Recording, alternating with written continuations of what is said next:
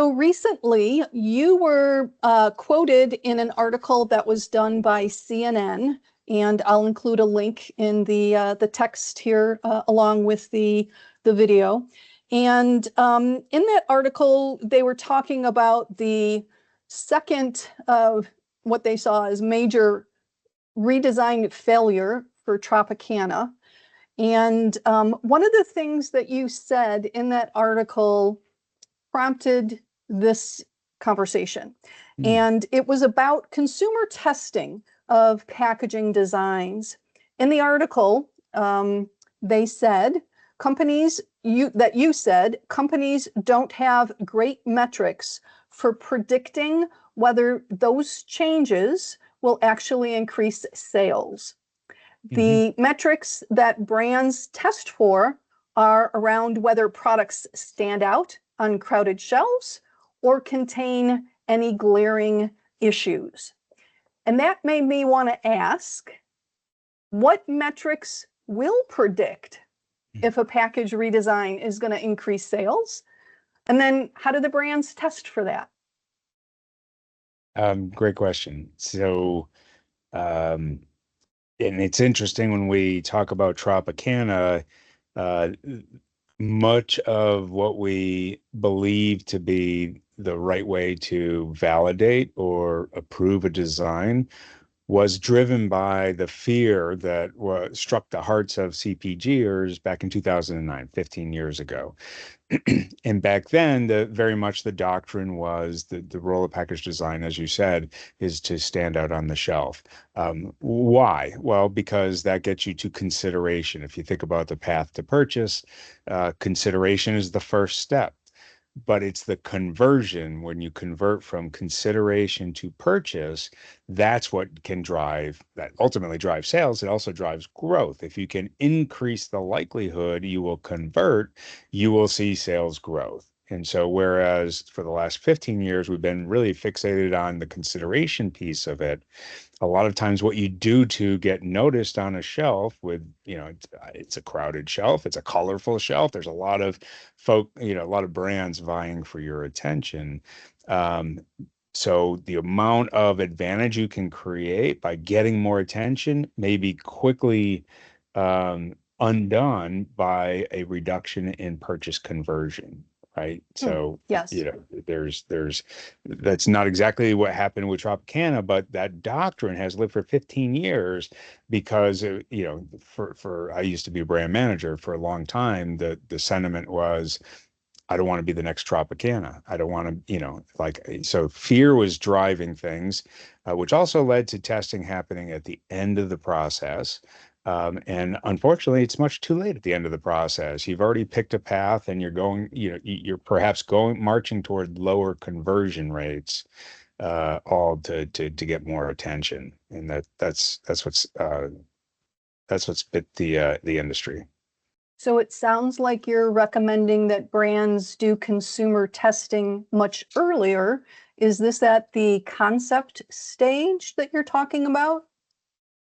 Um, yes. I mean, right now there's a big gap. There's a saying in this business, qual then quant. And so the early, meaning the early phases, you would use qual to point you in the right direction, maybe inspire the creatives to build some hypotheses, and then a bunch of decisions are being made subjectively. And then at the end of the process, that's when you spend the money and the time necessary to do what is traditional quantitative testing.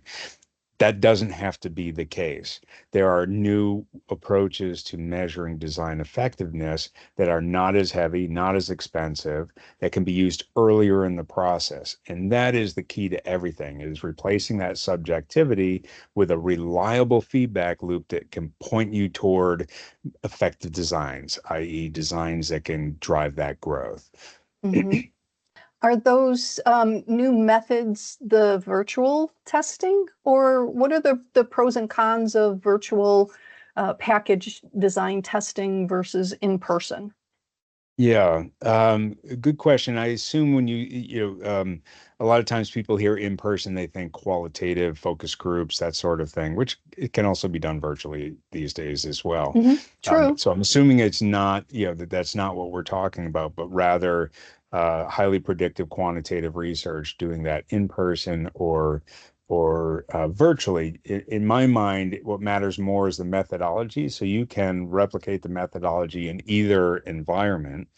You get more, you get more bonus points for doing it in person. Why? Because it feels closer to the real thing. But that's a bit of a red herring. So the goal should not be to make the shopping occasion or the shopping exercise to be realistic, because what makes realistic real is the infinite variability of how we come across our products, right? If I buy at a CVS, it's different than a Walmart, it's different from a Target, it's different from a Kroger. The Different competitive outlets, yeah, definitely. the competitive set is different. The shelves are a mess by the time I go shopping at 8 o'clock at night. And so if research is about measuring a response to a stimulus, that measured response is only as good as the stimulus is representative of the real dynamics in the marketplace. And if the defining characteristic of the marketplace is the infinite variability of, what does that product's neighbor look like, and what are the other items in the consideration set, and even is they're out of stocks and other things. So you end up with false reads, whether you're doing it virtually or you're doing it in the store. Really, what we need to be asking ourselves is, how are we, how are we measuring things, and can we prove that they predict the outcomes? And that takes a whole new way of thinking about research when it comes to package design, Hmm. but it's worth it. Design, what we uniquely done at Designalytics, we measure thousands of designs as they appear in the marketplace, not because our clients are paying us to do it, but because we knew the only way to crack the code for package design is to have a data set of how consumers are reacting to design, and then we can compare those to the in market sales outcomes. And by Hmm. doing that, we start to discover. That's why I could answer your first question. What predicts sales outcomes? We didn't know the answer when we started, but by creating thousands of these measurements and comparing to scanner data, how did the story end? Did sales go up or did sales go down? And what of those metrics that we measured predicted that outcome? That's when you crack the code. And when you can do Yep. that, the average growth of a successful redesign is plus 15 percentage points right now. It's a little elevated. In the past, it was 10%, 15% growth. When I was a brand manager, if I ever got 15% growth on my brand, I would immediately skip, 3 levels of the ladder, right? Well, over the course of my career, I have had a number of people ask, how do you measure the success of a redesign? And, it always is sales. But I do want to go back and just ask a couple of follow-up questions. So you say it's more the methodology of how you do this, rather than whether it's in person or virtual. How important is it, though, for the consumer, the tester, to actually handle a physical package when they're looking at this? Does it matter if you're testing a functional design versus simply a graphics design? It depends. Let's take Tropicana, and I happen to have my collection over here. Um, So take Tropicana, right? There's Hmm. there's an argument that, hey, any kind of structural design, you really need to put them in the hands of the consumer, and that may be true for particular types of structural design. I've got all kinds of examples here. Like, let's say, for example, you had a rubberized ink, and you really have to feel it, or that when you move around, the image on the back label is making it look like the tiger's roaring or something like that, or the toothpaste is throwing off rainbows. So there's certain substrates or structural design that, yes, it's important to, in your testing plan, to incorporate some haptic testing. Um, that doesn't stop you from learning what the consumer will see, because one of the things is that assumes that they have the product in their hand, but that's more of a post-purchase touch point, right? And so, yes, it's a great way to differentiate or communicate the quality of the product is some of these harder to measure things in virtual testing. But when we're talking about growth, most of that is, as we said, about conversion, and that's done with your eyes, right? Before you pick it up, you're deciding what to pick up. And so there's really a critical element. Now, when we tested this, as we've tested thousands of in-market redesigns, we were able, and we put a price on it because they're two different sizes, but consumers were able to indicate which they would prefer to purchase. It's how we approach purchase conversion. And we ask why. And a lot of the reason that they had nothing to do with the 2D graphics, but rather perceived ergonomic benefits, right? This one looks like it's easier to hold or pour or open, less likely to spill, etc. This one looks like it fits in my fridge better.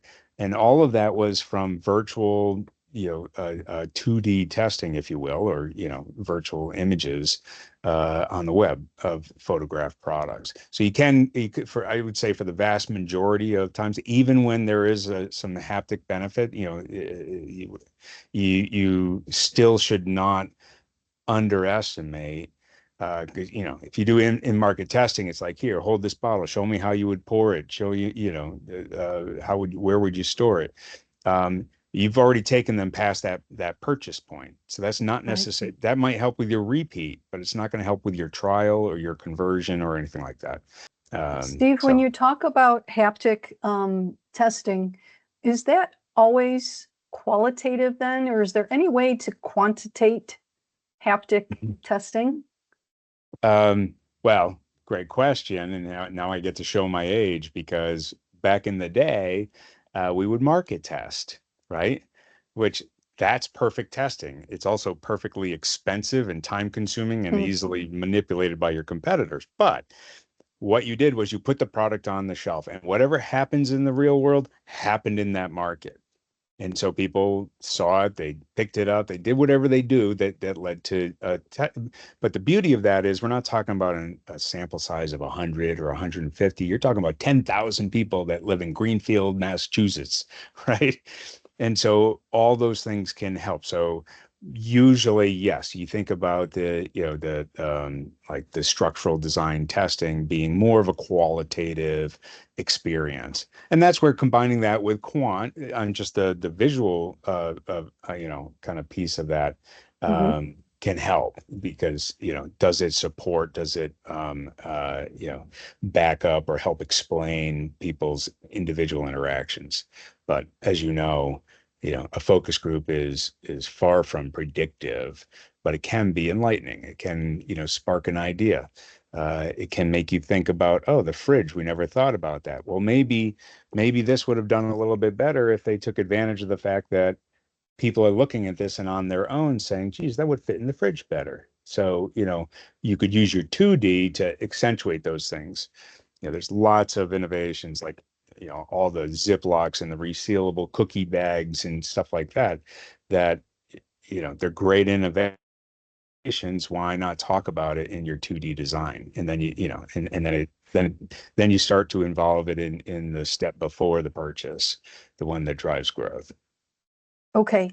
Um, Bottom line, Steve, what would be your advice to brands today as it relates to how they should test their packages with consumers?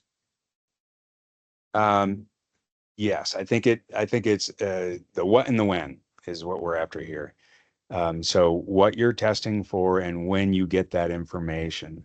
We talked before about timing. So one of the one of the best pieces of advice is I heard from a gentleman named Fred Hard. He has this expression, test to learn. And that's something that very few people do. Even if they test early in the process, they're still testing to win. They're hoping of the first three ideas they have a winner. His suggestion is rather make sure what you're testing in that first round covers a lot of ground, because the objective of that round is to point you in a reasonably good direction. And then the next round is about leveraging what you learned from that first round and winning, testing to win in that second round. I think it's the best advice I've heard in this industry in a long time. And so that has to do with find a good, reliable feedback mechanism and incorporate it early in the process. And if we go even earlier than that, my one pet peeve now is the number of design briefs that just scream modernity, which is a word I never heard of before, like 2022. But this idea of modernizing, contemporizing has taken over this industry as the reason to do a redesign. Well, you may have an old looking design, but your idea of modernity or modern or contemporary is very different than the next person's, right? One person's modern is another person's retro. And that, what we know from all of the testing from the 2.7 million respondents that have reacted to designs on our platform, it is single digit percentage of people who comment on, I like this, I'd rather buy this one because it looks more modern. It's not something that seems to be driving things. They'll say, well, that looks like it's easier to handle, or that product looks like it's more delicious, or that moisturizer looks like it would do its job. So really that's, has nothing to do with modernity or modern. And that would be, so two answers to one question, but yeah, test early and Okay. often with a reliable tool, and as early as writing the creative brief. Is it based on insight, or is it based on just a desire to be modern? Okay. So again, just confirming that instead of doing a package design that is simply better seen by the consumer, you want something that convinces them to buy. Yeah. Well, think of it this way. The average consumer will see six products. They'll visually fixate on six products in 4 seconds time. So your goal as being one of those six products is to get the conversion, right? If Okay. everyone got equal chance of that, that's 17%. You can get to 30%. That would be a near doubling of your business. That really should be the goal. Now, you still want to Okay. make sure you don't disappear on the shelf, right? So it's not that standout is unimportant, but it's unlikely you're gonna change standout in a significant way to the positive or the negative. It's very likely that your business is going to grow or shrink based on whether or not people convert. Okay, excellent. And Steve, you must be doing something right, because over the last several years, Packaging Digest has covered your annual competition Hmm. of redesigns, and those articles are consistently at the top of our high readership Okay. Oh, list. thank you. So, Well, thank you good for job. covering. Yeah, Yep. thank you. I appreciate that.